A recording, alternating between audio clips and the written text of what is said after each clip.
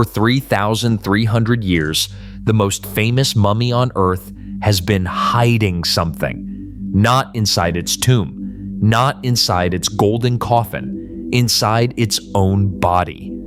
Recently, a team of physicists aimed a quantum-enhanced imaging scanner at King Tut's remains and captured what no X-ray, no CT scan, no technology in history has ever been able to see: the atomic memory of flesh and bone. What the data revealed made the lead researcher stop the scan and call in a second team. Inside the mummy of the boy king, they found evidence of fire, evidence of a body that was literally cooked from the inside out after it was sealed in its coffin. They found organs that should be there but are not, bones that were shattered before death in a pattern that matches only one scenario, and a chemical signature in the tissue that rewrites everything we thought we knew about how and why this teenager died. But the most disturbing finding was not what was done to this body 3,000 years ago. It was what was done to it less than 100 years ago by the very people who were supposed to protect it. This is not what the textbooks say. And the story of how we almost never found out is just as disturbing as the truth itself. Let's start at the beginning. November 1922. A British archaeologist named Howard Carter chisels a hole into a sealed chamber in Egypt's Valley of the Kings. He holds up a candle. His hands are trembling. When asked if he can see anything, he whispers the most famous words in the history of archaeology. Yes, wonderful things. Inside is the greatest treasure ever discovered. Golden chariots, jeweled thrones, painted statues frozen mid-stride, and a royal throne decorated with scenes of the king and his queen. But buried within 3 nested coffins, the innermost one made of 240 pounds of solid gold, lay the mummified remains of a teenage pharaoh who had been dead for over 3 millennia. The world went insane. Newspapers ran front-page stories for months. A global phenomenon they called Tut mania swept across every continent. The discovery launched an obsession with ancient Egypt that has never stopped. Over 100 years later, King Tut remains the most recognized name in archaeology. But here is what the newspapers did not report. What Carter did to that mummy in the years that followed was so violent, so reckless, that his team covered it up for decades. And the damage he caused would make it nearly impossible for future scientists to understand how King Tut actually died. When Howard Carter finally opened the innermost coffin in 1925, he had a problem. The ancient priests had poured buckets of black resinous liquid over the mummy during the funeral. Over 3,000 years, that liquid had hardened into something like cement, fusing the body to the solid gold coffin. Carter tried leaving the coffin in the Egyptian sun to melt the resin, but it did not work. So he made a decision that would haunt Egyptology forever. He and his anatomist Douglas Derry took hot knives and cut the mummy apart. They severed the head from the body to remove the golden mask. They disarticulated the arms at the shoulders, elbows, and wrists. They cut the torso in half at the hips. They detached the legs at the knees and ankles. When they were done, the 3,000-year-old body of a pharaoh had been reduced to more than 15 pieces. And here is the part that will make your blood run cold. Carter never mentioned any of this in his published accounts, not a word.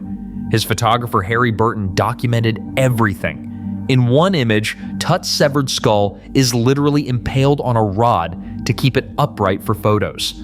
Carter chose a different picture for his book, one where the head is wrapped in fabric, hiding the severed spine. The mummy was glued back together with resin and cotton wool to simulate an intact body, and the world was told that everything had gone smoothly.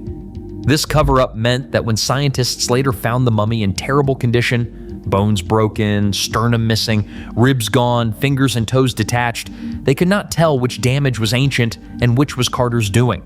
It poisoned the evidence for nearly a century.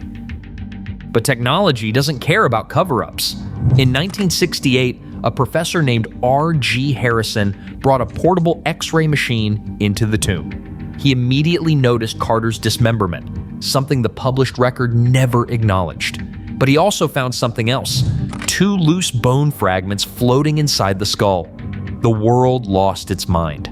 That skull fragment became the basis for one of history's most seductive murder theories.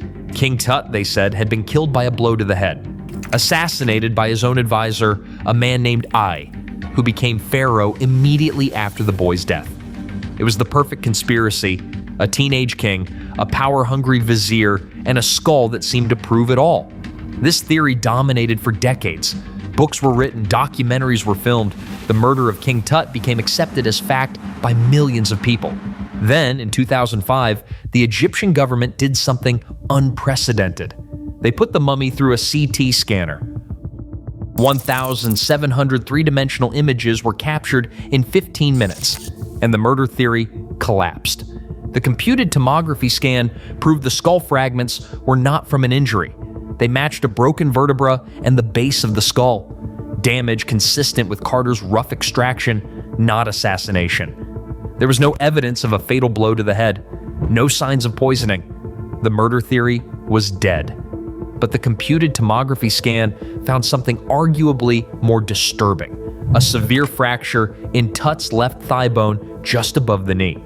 The break had a thin coating of embalming resin inside it, meaning the wound was open and fresh at the time of death. No healing whatsoever. In an age without antibiotics, a compound fracture like that would almost certainly become infected and kill you. The new official story became simple. King Tut broke his leg, it got infected, and he died. Case closed. Except it wasn't. Because a few years later, DNA testing would reveal that the broken leg was the least of this boy's problems, and that the real story of what happened to his body, both before and after death, was far stranger than anyone imagined.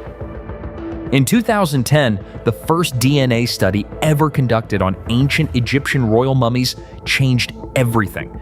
The results, published in the Journal of the American Medical Association, revealed a horror story written in genetics.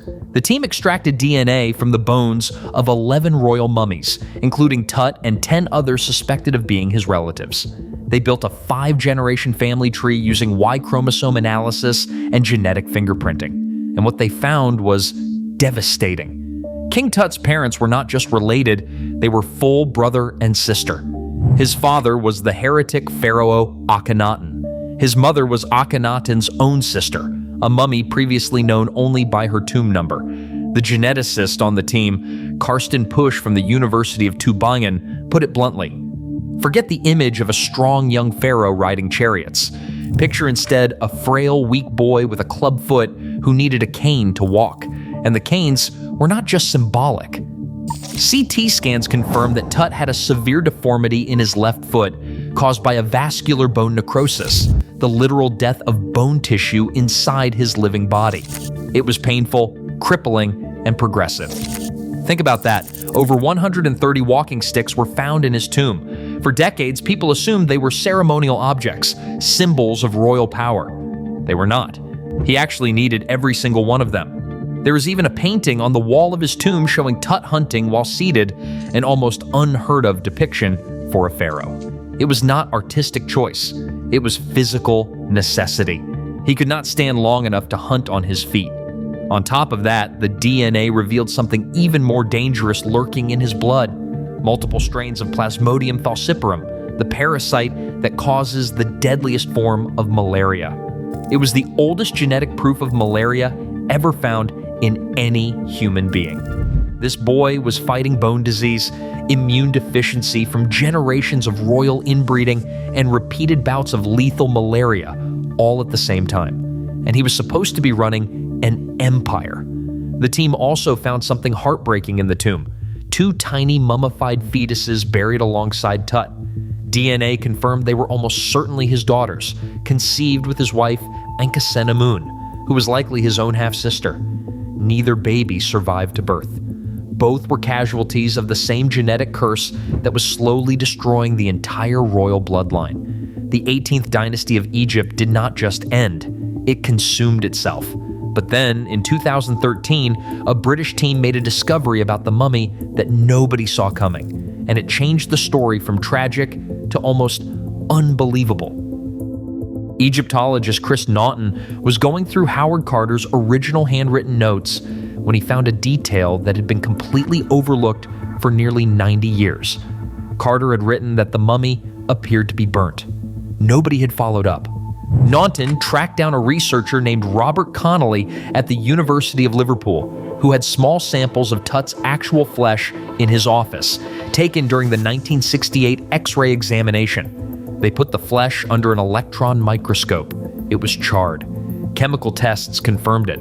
The mummy had caught fire while sealed inside its coffin. Fire investigators reconstructed what happened. The enormous quantities of embalming oils the priests had poured over the body soaked into the linen wrappings. In the presence of oxygen trapped inside the nested coffins, those oils triggered a slow chemical chain reaction. The mummy cooked at temperatures exceeding 390 degrees Fahrenheit for days, maybe weeks, inside its own coffin. The Golden Boy King wasn't just dead, he was burned. And researchers now believe this wasn't bad luck. It was a botched job. The burial was rushed. The evidence keeps pointing to the same conclusion. When Tut died, nobody was ready. And this is where the quantum-enhanced scan rewrites the story. When the team from the Max Planck Institute aimed their molecular imaging array at the tissue in late 2024, the atomic-level data did not just confirm the burning, it revealed the sequence. The thermal signature in the tissue showed that the fire was not uniform. The chemical reaction started in the chest cavity and radiated outward. The scan mapped the precise molecular distribution of the oils and found concentrations far heavier in specific areas: the torso, the face, and the groin. The embalmers had deliberately drenched certain parts of the body with more resin than others, and the pattern matched something very specific. This is where Egyptologist Salima Ikram from the American University in Cairo connected all the pieces in a theory that is as brilliant as it is unsettling. Every single bizarre feature of Tut's mummy, she argues, was intentional. Not one of them was a mistake. Not one of them was an accident of a rushed burial. They were deliberate theological engineering. Start with the missing heart. In every other royal Egyptian burial, the heart stays in the body. It has to. In Egyptian belief, the heart is weighed against the feather of Ma'at in the Hall of Judgment. If it is lighter than the feather, you pass into eternal life. If it is heavier, a monster called Ammit devours it, and you cease to exist forever. No heart means no afterlife. Period. So why would the priests remove it? Because in Egyptian mythology, the evil god Seth murdered his brother Osiris, cut his body into pieces, and buried his heart separately. Tut's heart was removed on purpose, a direct physical recreation of the death of Osiris. Now, the erect penis. Tut was mummified with his penis embalmed at a 90-degree angle. As far as anyone knows, no other Egyptian mummy has ever been found this way. It was not a malfunction of the embalming process. The embalmers used adhesive to hold it in position. It was meant to symbolize Osiris's regenerative power, his ability to create life even in death. The black liquid poured all over the body. Howard Carter himself noted the enormous quantities. He wrote that something like 2 buckets full of unguents had been poured over the mummy.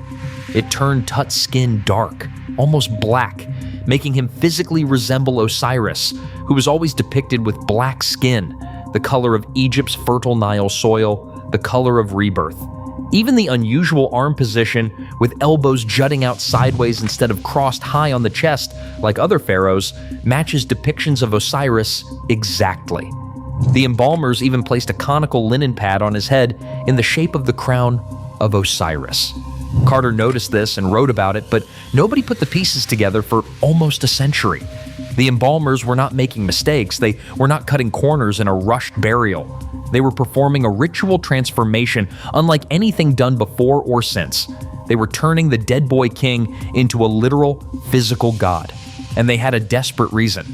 Tut's father, Akhenaten, had tried to destroy Egyptian religion. He abolished the worship of all gods except one, the sun disk Aten. He smashed images of Osiris, of Amun, of every deity the Egyptians had worshipped for millennia. It was the first monotheistic revolution in recorded history, and the Egyptian people hated it. When Akhenaten died and young Tut took the throne at 9 years old, the priests saw their chance. They needed to undo the heresy and restore the old gods. And when Tut himself died at 19, they went further than anyone ever had. They did not just mummify a pharaoh, they built a god. Every choice, the missing heart, the black resin, the erect anatomy, the specific arm position, was a theological statement carved into flesh. Osiris lives, the old gods are restored, and the heresy of Akhenaten dies with his crippled, malaria-ridden son. The quantum scan confirmed the molecular evidence. The burning was not an accident. It was a consequence of the ritual, an excess of sacred oils applied with religious urgency by priests who were more concerned with saving Egypt's soul than with preserving the king's body. Think about that for a moment. The mummy that sits in the Grand Egyptian Museum, visited by millions every year, is not just the preserved body of a dead teenager. It is a 3,300-year-old weapon in a religious war. A body deliberately transformed into a physical god to fight a battle over the very nature of faith. Every feature that scientists spent decades calling accidental, every anomaly they dismissed as a rushed mistake, was in fact the most sophisticated theological engineering the ancient world ever produced. And the man who found him? He tore the god apart. He decapitated Osiris with hot knives, dismembered him at every joint, impaled his skull on a rod for photographs, and then covered it all up in a published account that read like a pleasant afternoon in the desert. For a century, we believed that story.